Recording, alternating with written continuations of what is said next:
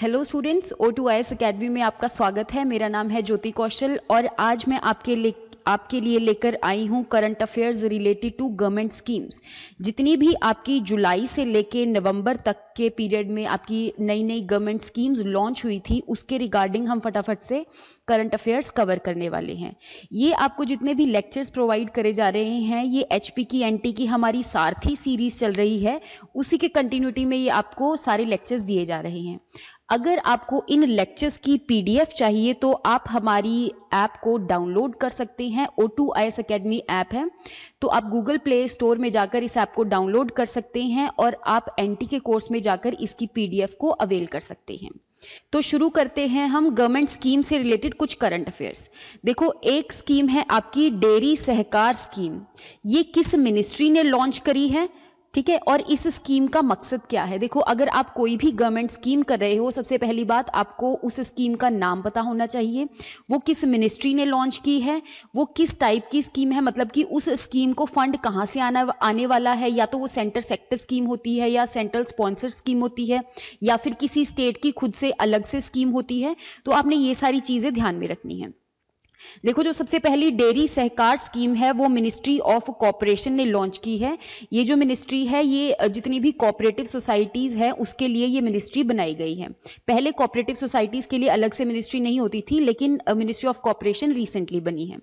तो ये हमारे जो अमित शाह जी हैं, उन्हीं के अंडर ये मिनिस्ट्री आती है। उनके under ministry of home affairs भी है, ये ध्यान रखना है आपने, ठीक है। जो डेयरी सहकार स्कीम है उसको इतना फंड प्रोवाइड किया जाएगा और इसको इंप्लीमेंट कौन करेगा? नेशनल कोऑपरेटिव डेवलपमेंट कॉर्पोरेशन, ठीक है, इस मिनिस्ट्री के अंडर। सबसे पहली बात तो हम डेयरी सहकार स्कीम के बारे में देख लेते हैं। देखो, जो हमारा अमूल है, जो वर्गीस कुरियन जी ने बनाया था, एक तरह से कोऑपरेटिव सोसाइटी है, एक तरह से बनाया था, हमारे इंडिया के अंदर वाइट रेवोल्यूशन लेकर आया था, जहां पे हम मिल्क की क्रांति कह सकते हैं इसको, तो वो लेकर आया था।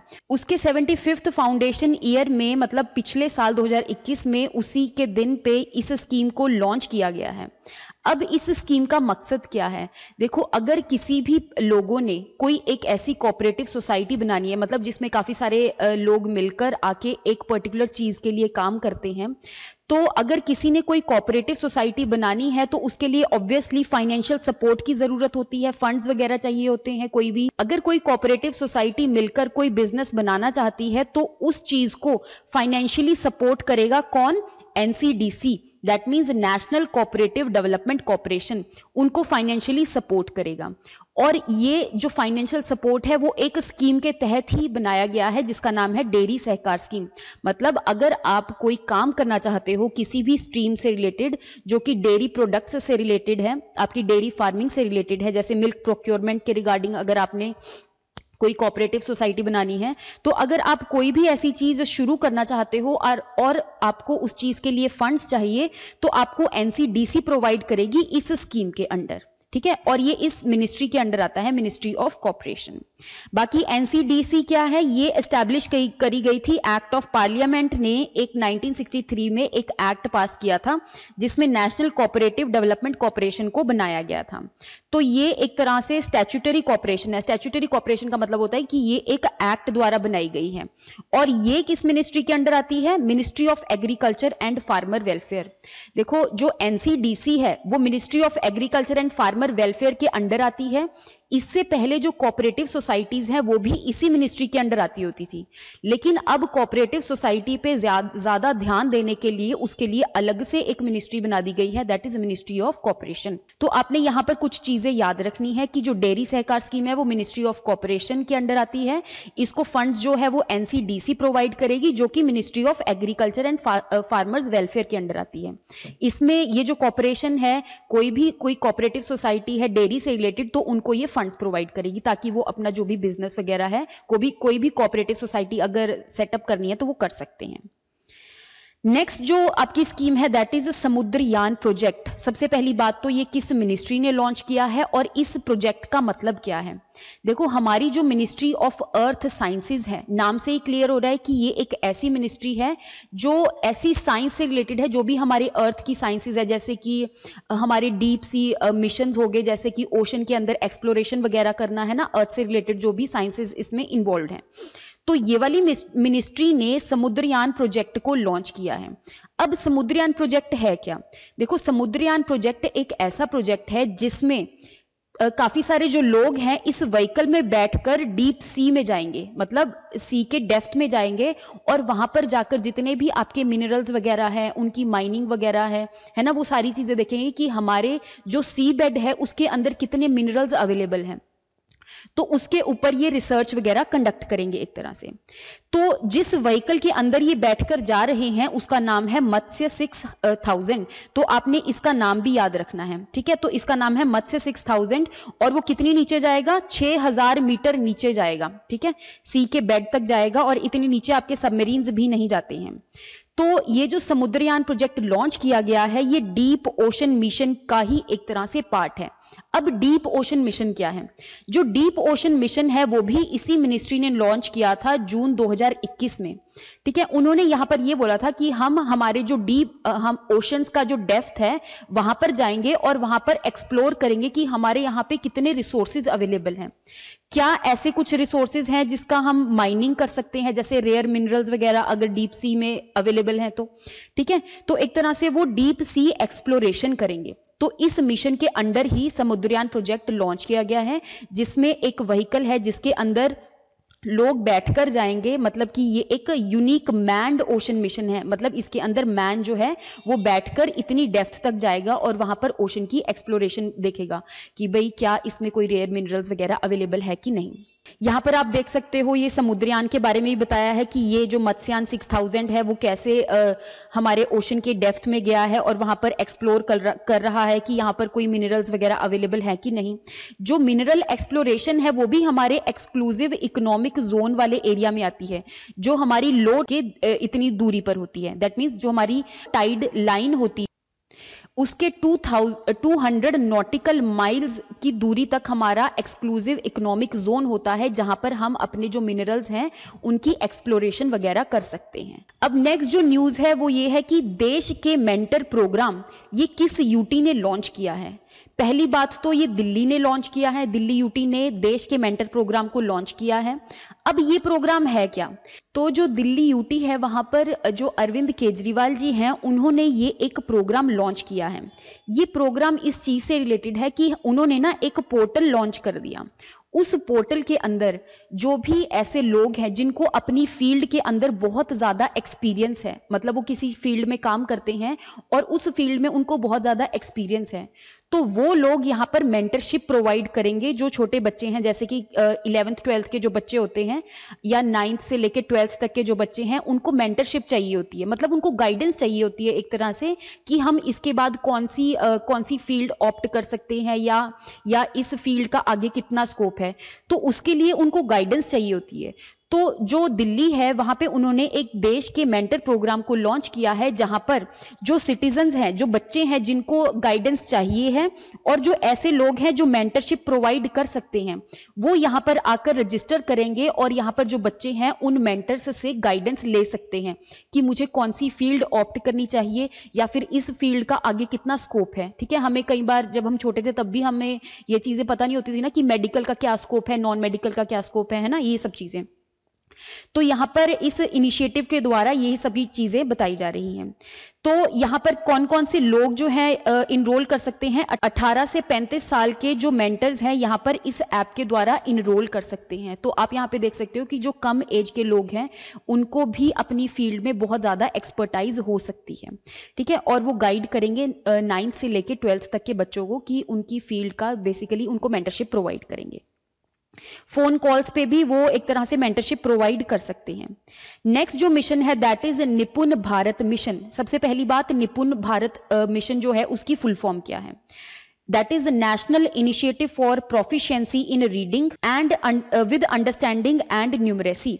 ये एक ऐसा इनिशिएटिव है जिसमें रीडिंग में प्रोफिशिएंसी लाई जाएगी, मतलब कि जो बच्चे हैं वो अच्छी तरह से रीड कर सकें, देन इज उसको अंडरस्टैंड कर सकें और जो भी नंबर्स वगैरह हैं उनको रिकॉग्नाइज कर सकें। तो जैसे नंबर्स वगैरह रिकॉग्नाइज करने हैं तो ये जो मिशन है एक तरह से वो बिल्कुल छोटे बच्चों के लिए है जो कि अभी 3rd क्लास तक नहीं पहुंचे हैं, ताकि ये जो मिशन है वो उन बच्चों के लिए है ताकि वो अपनी रीडिंग, राइटिंग और न्यूमरेसी स्किल्स को इनहेंस कर सकें। ठीक ठीक है। और जैसे ही वो 3rd क्लास तक पहुंचे 2026 और 27 तक, ताकि उनकी इतनी ज़्यादा कॉग्निटिव एबिलिटीज़ जो हैं वो डेवलप हो जाएं। ठीक है, तो ये मिशन उनके लिए लॉन्च किया गया है, निपुण भारत मिशन। तो ये कौन से डिपार्टमेंट ने या फिर कौन सी मिनिस्ट्री ने लॉन्च किया है? That is department of school education and literacy. ये डिपार्टमेंट जो है मिनिस्ट्री ऑफ एजुकेशन के अंडर आता है। ठीक है, तो इनका एम यही है कि वो फाउंडेशनल लिटरेसी और न्यूमरेसी प्रोवाइड करेंगे हर एक बच्चे को, ताकि वो जब क्लास 3rd तक आए तो उनकी जो कॉग्निटिव स्किल्स हैं, मतलब उनकी एक तरह से जो माइंड की स्किल्स हैं वो बहुत ज़्यादा डेवलप हो जाएं। तो उनके लिए ये निपुण भारत मिशन को लॉन्च किया गया है, याद रखना है मिनिस्ट्री ऑफ एजुकेशन ने लॉन्च किया है। नेक्स्ट जो हमारी न्यूज़ है दैट इज एक संभव प्रोग्राम को लॉन्च किया है। वो कौन सी मिनिस्ट्री ने किया है? Ministry of MSME. MSME ministry क्या है आपकी? Micro small medium enterprises. जो भी ऐसे माइक्रो स्मॉल और मीडियम लेवल के इंटरप्राइजेस होते हैं उनको ये देखरेख करती है एक तरह से मिनिस्ट्री। तो उन्होंने एक संभव इनिशिएटिव को लॉन्च किया है। इस इनिशिएटिव में ये लोगों के अंदर अवेयरनेस को क्रिएट करेगा कि हाँ, जो एमएसएमई मिनिस्ट्री है वो इस स्कीम्स के अंडर अलग अलग इंसेंटिव्स वगैरह प्रोवाइड कर रही हैं। तो अगर किसी ने अपना बिजनेस सेटअप करना है, मतलब एक तरह से एंटरप्रेन्योरशिप इसी को ही कहते हैं कि जो लोग अपने आप बिजनेस सेटअप करते हैं, तो अगर किसी ने एंटरप्रेन्योरशिप के रिगार्डिंग अपना कोई बिजनेस सेटअप करना है तो वो आकर इस एमएसएमई मिनिस्ट्री ने जो भी स्कीम्स लॉन्च की है उनके बेनिफिट्स को आकर अवेल कर सकें। तो इन्होंने जो स्कीम्स लॉन्च की है अब उसकी अवेयरनेस लोगों तक नहीं होती है, तो उन्होंने इसी संभव प्रोग्राम के थ्रू लोगों में अवेयरनेस क्रिएट कर रहे हैं कि हाँ, हम इतनी ज़्यादा एक तरह से स्कीम्स प्रोवाइड कर रहे हैं, इतने इनिशिएटिव्स या इंसेंटिव्स प्रोवाइड कर रहे हैं, तो ताकि जो एंटरप्रेन्योर हैं, ताकि जो लोग हैं वो अपना खुद का बिजनेस सेटअप कर सकें और बाकी के जो लोग हैं उनको भी एक तरह से जॉब्स वगैरह प्रोवाइड करें। तो आप देख सकते हो कि इस कैंपेन के द्वारा जो कॉलेज स्टूडेंट्स हैं उनके अंदर अवेयरनेस क्रिएट करी गई है कि वेरियस स्कीम्स क्या हैं एमएसएमई की। ठीक है, आप इन सबको अवेल कीजिए और अपने खुद का बिजनेस एक तरह से सेटअप कीजिए। नेक्स्ट जो न्यूज़ है हमारी कि गवर्नमेंट की जो इकोनॉमिक एडवाइजरी काउंसिल है, बेसिकली हमारे जो प्राइम मिनिस्टर होते हैं ना, उनकी एक काउंसिल होती है जिनके अंदर 7-8 लोग होते हैं। ठीक है, वो हमारे प्राइम मिनिस्टर को इकोनॉमिक इश्यूज के ऊपर एक तरह से एडवाइस करती है। अगर जीडीपी लो हो रही है तो उसके रिगार्डिंग ये काउंसिल उनको एडवाइस करेगी, या फिर अगर हमारी इकोनॉमी रिसेशन में जा रही है या इकोनॉमी से रिलेटेड कोई भी इशू है उसके रिगार्डिंग ये काउंसिल जो है वो प्राइम मिनिस्टर जी को एडवाइस करती है। जो ये काउंसिल है ना वो इंडिपेंडेंस के बाद से बनी आ रही है। इस काउंसिल के अंदर काफ़ी लोग होते हैं जो कि प्राइम मिनिस्टर जी को एडवाइस करते हैं। अभी जो ये काउंसिल है दोबारा से रिकंस्टिट्यूट हुई है 2 सालों के लिए। तो उनके जो हेड हैं, बेसिकली इस काउंसिल के अंदर जो हेड हैं वो विवेक देबरॉय जी हैं, जो पहले नीति आयोग के एक तरह से चेयरमैन रह चुके हैं। तो आपने याद क्या रखना है? आपने ये याद रखना है कि जो प्राइम मिनिस्टर की इकोनॉमिक एडवाइजरी काउंसिल है उसके जो चेयरमैन हैं अभी वो विवेक देबरॉय जी हैं, और ये जो काउंसिल है वो 2 साल के लिए रिकंस्टिट्यूट करी गई है। और जो ये काउंसिल होती है ना तो ये कॉन्स्टिट्यूशनल बॉडी है, दैट मीन्स कॉन्स्टिट्यूशन के अंदर इसके बारे में नहीं लिखा हुआ कि ऐसी भी कोई काउंसिल होनी चाहिए, ना ही ये कोई स्टैट्यूटरी बॉडी है, दैट मीन्स इसके लिए कोई एक्ट नहीं बनाया गया था पार्लियामेंट में कि भाई हाँ कि ये एक एडवाइजरी काउंसिल होगी एक तरह से। तो ये एक स्टैट्यूटरी बॉडी भी नहीं है, ये सिर्फ एक इंडिपेंडेंट बॉडी है जो प्राइम मिनिस्टर के अंडर आती है और उनको इकोनॉमिक इशू के रिगार्डिंग एडवाइस देती है एक तरह से। ठीक है, इसमें बहुत बड़े बड़े जो इकोनॉमिस्ट्स हैं वो सारे होते हैं इसके अंदर। तो इनके चेयरमैन विवेक देबरॉय जी हैं। नेक्स्ट न्यूज़ है हमारी कि एक जो मिनिस्ट्री ऑफ एजुकेशन है ना, उन्होंने एक इनिशिएटिव लॉन्च किया है जिसका नाम है भाषा संगम। ये जो इनिशिएटिव इन्होंने लॉन्च किया है ये एक स्कीम के अंडर लॉन्च किया है, दैट इज एक भारत श्रेष्ठ भारत के अंडर उन्होंने भाषा संगम को लॉन्च किया है। अब पहली बात तो भाषा संगम क्या होता है? देखो, जो भाषा संगम है वो मिनिस्ट्री ऑफ एजुकेशन ने लॉन्च किया है, और वो बनाया किसने है? वो एनसीईआरटी ने बनाया है, दैट मीन्स हमारी national council of educational research and training ने इसको बनाया है। इसके अंदर होगा क्या? इस जो पोर्टल है, ये जो भाषा संगम है, इसके अंदर 22 लैंग्वेजेस के रिगार्डिंग आपको बेसिक सेंटेंसेस के बारे में पढ़ाया जाएगा। हमारे 8th शेड्यूल में, इंडियन कॉन्स्टिट्यूशन का जो 8th शेड्यूल है उसके अंदर 22 लैंग्वेजेस आती है ना, अब उस लैंग्वेज के रिगार्डिंग यहाँ पे आपको बेसिक सेंटेंसेस पढ़ाई जाएंगी। फॉर एग्जाम्पल हिंदी में नमस्ते कहते हैं, इंग्लिश में हेलो कहते हैं, तो ऐसे अलग अलग लैंग्वेजेस में आपको सेम सेंटेंस बताया जाएगा कि इस लैंग्वेज में इसको क्या कहते हैं। तो ये है आपका भाषा संगम। इसका आइडिया क्या है, ताकि जो लोग हैं वो बेसिक कन्वर्सेशनल स्किल्स को एक्वायर कर सके इंडिया की अलग अलग लैंग्वेजेस में। उनके पास बेसिक स्किल्स होनी चाहिए कि हमारे इंडिया के अंदर जितनी भी लैंग्वेजेस यूज होती हैं उसमें हम नमस्ते को अलग अलग लैंग्वेजेस में क्या कहते हैं, या नमस्ते के अलावा और भी कोई बेसिक सेंटेंसेस हैं उनको क्या कहते हैं। अब दूसरी बात, ये जो इनिशिएटिव है वो राष्ट्रीय एकता दिवस वाले दिन लॉन्च हुआ। राष्ट्रीय एकता दिवस है क्या, देखो हमारे जो वल्लभ भाई पटेल जी हैं, सरदार वल्लभ भाई पटेल जी हैं, उनकी 140th बर्थ एनिवर्सरी अभी पिछले साल मनाई गई है 2021 में। उनकी बर्थ एनिवर्सरी होती है 31 अक्टूबर को। तो 31 अक्टूबर को हम राष्ट्रीय एकता दिवस भी मनाते हैं। उनकी बर्थ एनिवर्सरी पे हमने एक दिवस बना दिया है, दैट इज राष्ट्रीय एकता दिवस। जो एक भारत श्रेष्ठ भारत है वो भी प्राइम मिनिस्टर जी ने राष्ट्रीय एकता दिवस वाले दिन ही लॉन्च किया था 2015 में। 2015 में सरदार वल्लभ भाई पटेल जी की 140th एनिवर्सरी बनाई गई थी और उस टाइम पे एक भारत श्रेष्ठ भारत मिशन को लॉन्च किया गया था। अब एक भारत श्रेष्ठ भारत मिशन है क्या आपका, ये एक ऐसा मिशन है जो बताया मैंने आपको 2015 में लॉन्च हुआ था। उस टाइम पे 140th बर्थ एनिवर्सरी थी हमारे सरदार वल्लभ भाई पटेल जी की, और इसके बारे में 2016 और 17 के बजट की स्पीच में भी बोला गया था कि हाँ हम एक ऐसा मिशन लॉन्च करने वाले हैं।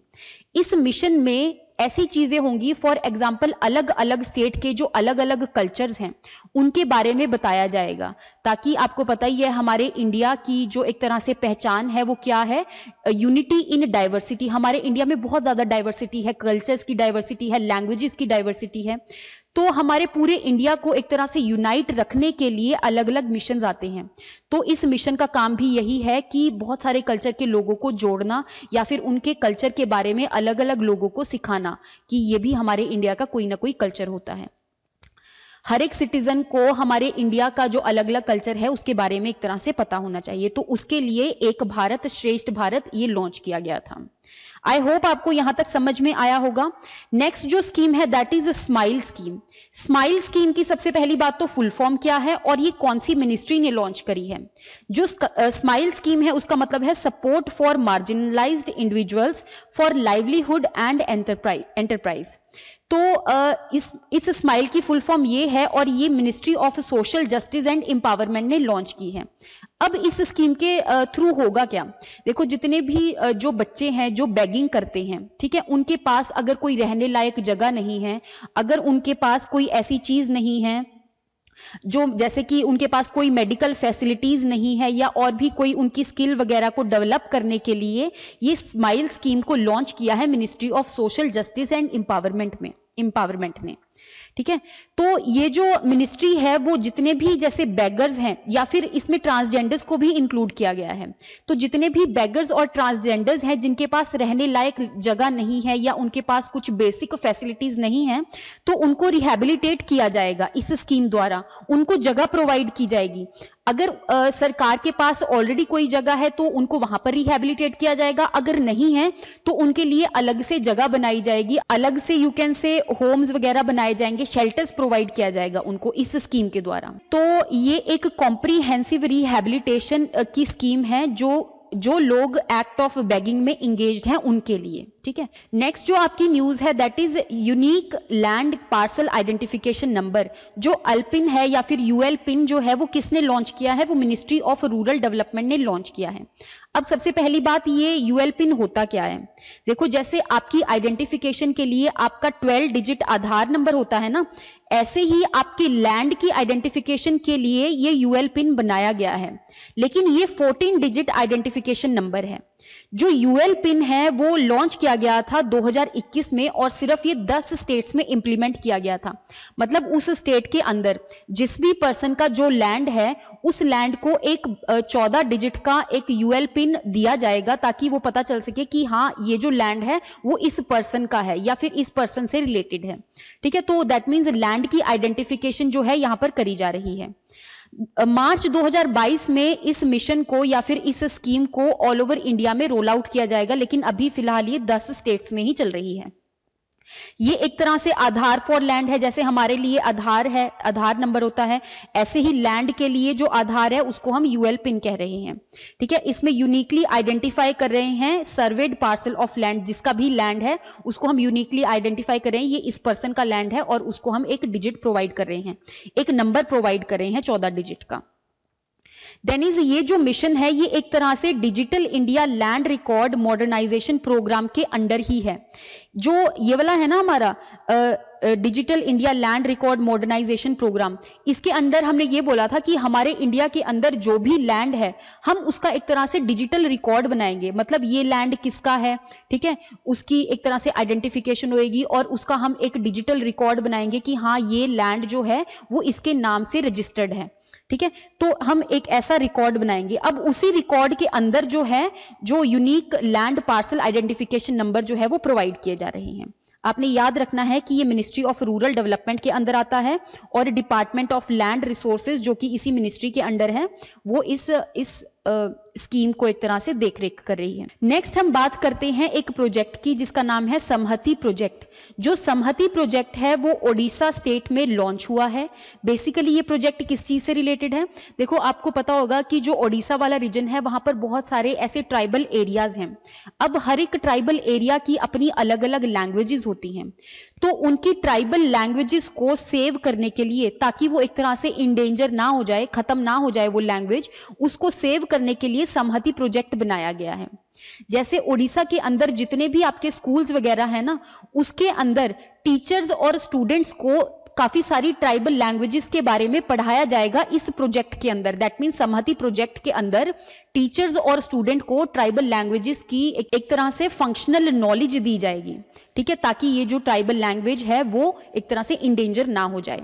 बाकी ये इंप्लीमेंट कौन कर रहा है? तो ये ST/SC डेवलपमेंट डिपार्टमेंट है ओडिशा की, जो बेसिकली ओडिशा स्टेट है उसी की स्टेट गवर्नमेंट में एक डिपार्टमेंट है जो कि है ST&SC डेवलपमेंट डिपार्टमेंट।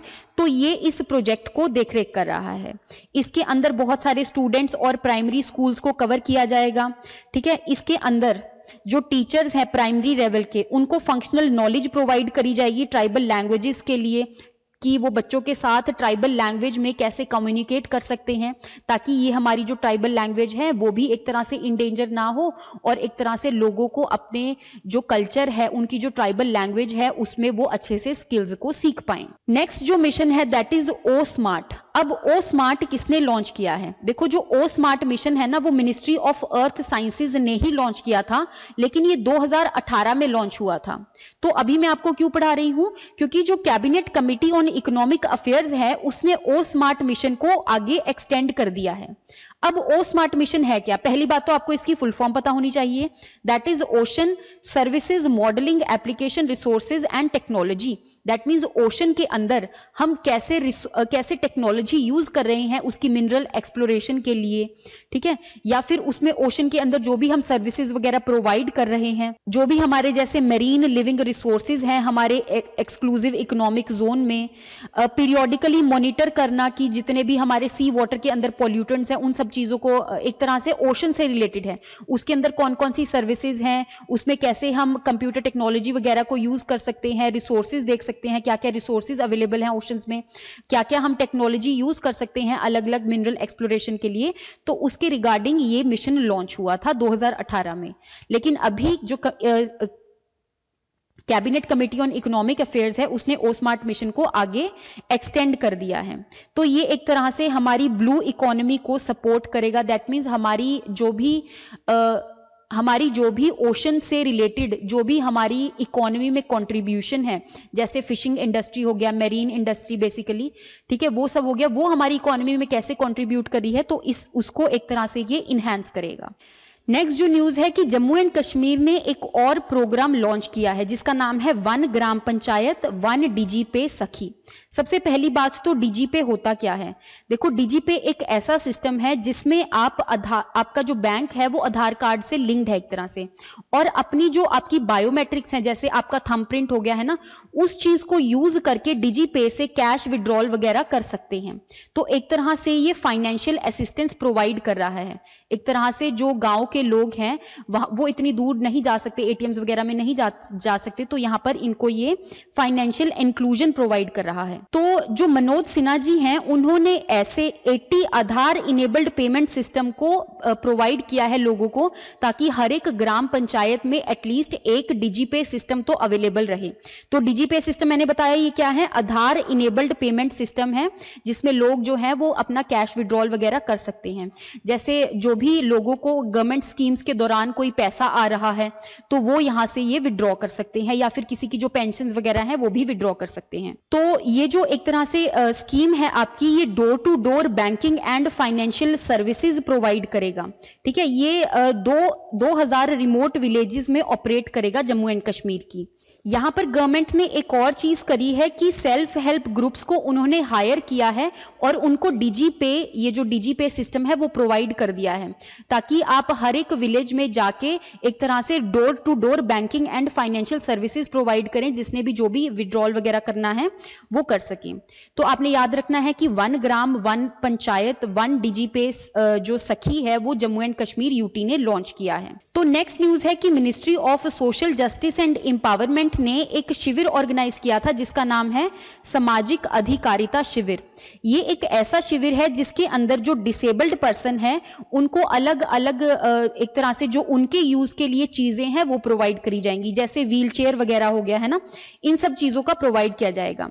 अब ये जो शिविर है वो किसने ऑर्गेनाइज किया? एलिम्को ने ऑर्गेनाइज किया।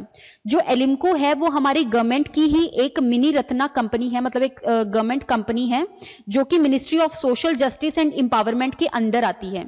ये जो कंपनी है ये इन चीजों के रिलेटेड, इन चीजों को ये मैन्युफैक्चर करती है और अलग अलग बेटर क्वालिटी एड्स और अप्लायंसेस प्रोवाइड करती हैं जितने भी डिसेबल्ड पर्सन हैं। ठीक है, जैसे व्हील चेयर्स वगैरह को ये मैन्युफैक्चर करती हैं। तो उन्होंने सामाजिक अधिकारिता शिविर को ऑर्गेनाइज किया है। किसने? एलिम्को ने। कौन सी मिनिस्ट्री के अंडर आता है? Ministry of social justice and empowerment के अंडर। अब ये जो शिविर ऑर्गेनाइज किया ना, ये भी किसी योजना के अंडर ऑर्गेनाइज किया है जिसका नाम है राष्ट्रीय वयोश्री योजना। जो राष्ट्रीय वयोश्री योजना है वो 2017 में लॉन्च हुई थी और ये योजना भी social justice and empowerment ministry के अंडर आती है। ये एक सेंट्रल सेक्टर स्कीम है। सेंट्रल सेक्टर स्कीम का मतलब होता है इसके अंदर जितने भी फंड्स हैं वो सारा सेंटर प्रोवाइड करता है। इस स्कीम का एम ये था कि जितने भी बिलो पॉवर्टी लाइन के सीनियर सिटीजन्स हैं, अगर उनको कोई मदद की जरूरत है या फिर जो डिसेबल्ड पर्सन है उनको कोई मदद की जरूरत है तो इस स्कीम के द्वारा उनको ये मदद प्रोवाइड करी जाएगी। ठीक है, इस स्कीम में जैसे कि वॉकिंग स्टिक्स हो गया, एल्बो क्रचेस हो गया, हियरिंग एड्स हो गया, व्हील चेयर्स हो गया, स्पेक्टिकल्स हो गया, ये फ्री ऑफ कॉस्ट दी जाएगी। किनको? जो भी लोग बिलो पॉवर्टी लाइन की कैटेगरी में आते हैं। ठीक है, आपने ये चीज याद रखनी है कि राष्ट्रीय Vayoshri Yojana ministry of social justice and empowerment के अंदर आती है और उसमें जो बिलो पॉवर्टी लाइन के सीनियर सिटीजन्स हैं उनको मदद दी जा रही है एक तरह से। नेक्स्ट जो हमारी न्यूज है कि ministry of social justice empowerment ने एक और प्रोग्राम लॉन्च किया है, एक पोर्टल लॉन्च किया है जिसका नाम है पीएम दक्ष। जो पीएम दक्ष है, सबसे पहली बात उसकी जो फुल फॉर्म है दैट इज प्रधानमंत्री दक्षता और कुशलता संपन्न हितग्राही योजना, इसका नाम ये है।